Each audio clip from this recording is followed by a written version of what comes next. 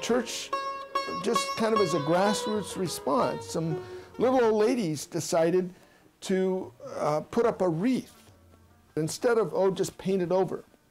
They wanted to identify with the angst and the agony of the Afghan community. And there it stood. And these two guys drive up, and they were dressed very nicely. It was the first day of the Eid. They introduced themselves from the Islamic Center of the East Bay. And they came, having heard about the graffiti, to offer to remove it.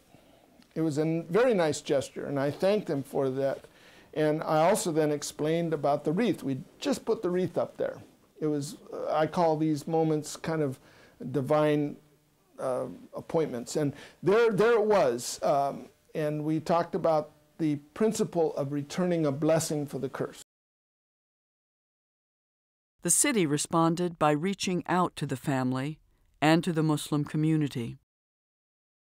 I visited the family the next day.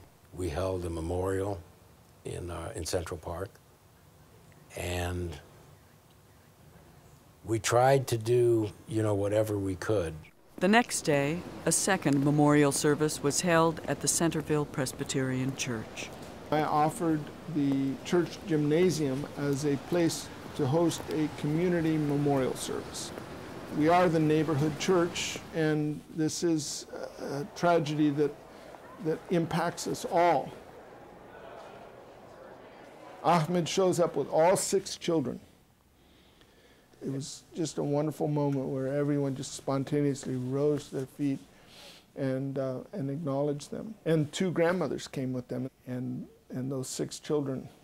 That's when my heart was really touched for them.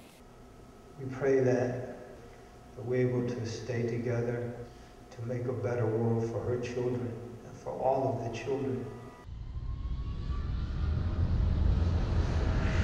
A few days after the church memorial service, Alia's husband and 6 children left Fremont for Afghanistan.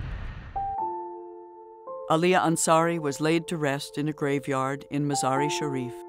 Her children returned to the country their mother had fled 20 years earlier.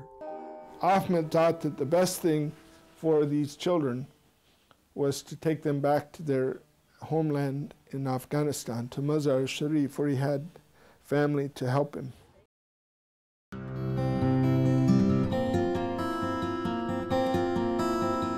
After the Ansari family had moved to Afghanistan, one final remembrance was held. On a rainy day in a Fremont park, citizens came together to honor the memory of Alia Ansari and to heal as a community. We just came up with the idea of doing something really simple, like wearing a hijab and a turban and showing people that clothing is absolutely not a factor into deciding who the individual is. It goes much beyond that. It's just really touching to me to see all of these women who are American, whether they're Jewish or Hindu or Catholic. To me, they said, we are going to stand up for our community member in whatever way they could demonstrate. The man accused in Alia Ansari's murder was tried and convicted. He was not charged with a hate crime. As the Ansari family adjusted to life in Afghanistan, they received a visitor. Bruce Green traveled to Mazar-e Sharif to let the family know they were remembered by their friends and by their neighbors in Fremont.